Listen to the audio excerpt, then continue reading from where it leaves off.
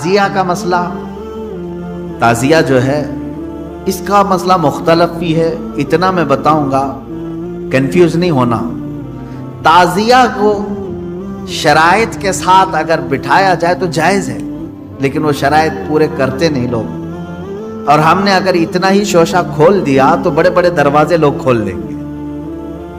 بات صرف اتنی تھی تعزیہ کی، امام حسین کا جو روزہ ہے اس روزے کی شکل کی کوئی چیز بنا کر کے آپ نے رکھ دیا، تو کسی بھی بزرگ کے روزے کی شکل بنا کر کے رکھنا مستحسن ہے، کوئی حرام کام نہیں ہے، ناجائز نہیں ہے۔ جیسے ہم گنبد خضرا بناتے ہیں، خانہ کعبہ بناتے ہیں، ہوتا ہے گنبد خضرا جہاں ہوگا ہم تعظیم کے ساتھ دیکھتے ہیں، لیکن اس کے ساتھ اگر ایسے معاملات ہوں کہ اس کو لے کر کے سڑکوں پہ ہم گھومیں گے، ناچیں گے، اور پھر اس پر چڑھاوے کریں گے، پھر اس کے ساتھ اپنے اپنے عقیدے جوڑ لیں گے، تو یہاں سے شیطان پھر گمراہ کرنا شروع کرتا ہے۔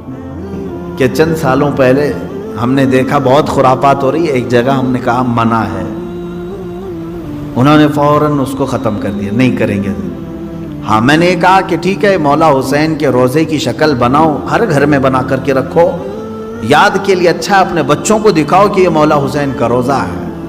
ہم جیسے گنبد خضرا رکھتے ہیں اپنے گھروں میں، خانہ کعبہ رکھتے ہیں، امام حسین کا روزہ رکھنے میں کون سی دقت کی بات ہے؟ میں اتنا زیادہ مخالف نہیں ہوں اس چیزوں کا، رکھو، آپ پیتل کا بناتے بناؤ، تانبے کا بناتے بناؤ، سونے کا بناتے ہو بناؤ، اس میں حرج نہیں۔ ہم جس چیز کی مخالفت کرتے ہیں وہ خرافات و حرام کاریاں جس کو باہر سڑکوں پر کیا جاتا ہے، میں اس کا مخالف ہوں۔ خیر بات آئی، بند ہو گئی، لیکن ہوتا کیا تھا معلوم ہے؟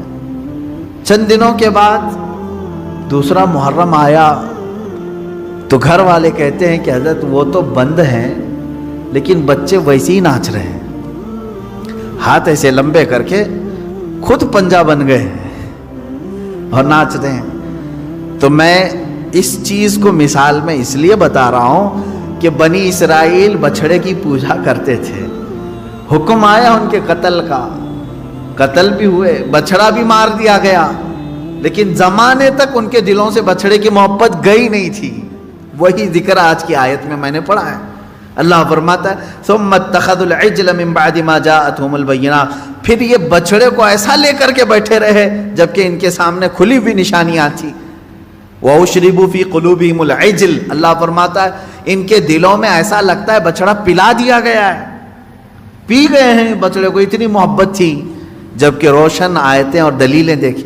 تو خلاصہ یہ ہے میرے عزیزو، کہنے کا مطلب کہ بعض چیزیں گمراہیاں ایسی ہیں جن کو چھوڑنے کے بعد بھی وہ کچوکے لگاتی رہتی ہیں، برے گناہ بھی ایسے ہیں جن کو چھوڑنے کے بعد وہ دوبارہ دماغ میں وسوسے ڈالتے رہتے ہیں۔ ان کاموں کو حتمی طور پر اپنے تصور میں بھی نہ آئے۔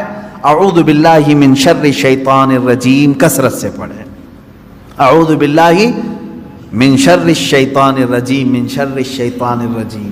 اے اللہ میں پناہ مانگتا ہوں تیری مردود شیطان کی ان شرارتوں سے جو میرے دماغ میں ڈال رہا ہے۔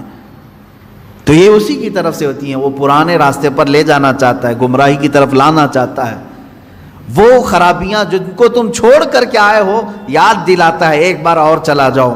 اس کے لیے کثرت سے یہ پڑھا کریں، جب جب ایسا وسوسہ آئے کہیں اعوذ باللہ من شر الشیطان الرجیم۔ آج ہی صبح گناہ سے توبہ کیا، سوچا کہ نہیں کروں گا یہ گناہ، لیکن رات ہوتے ہی پھر خیال آیا ایک بار اور کر لوں، میں بتا رہا ہوں فوراً اس وقت یہ پڑھو اعوذ باللہ من شر الشیطان الرجیم۔ اے اللہ میں تو چھوڑ چکا تھا شیطان مردود، پھر مجھے لا رہا ہے وسوسے، میں تیری پناہ مانگتا ہوں مردود شیطان کی شرارتوں سے۔ یہ باتیں یہاں تک ختم ہو گئیں۔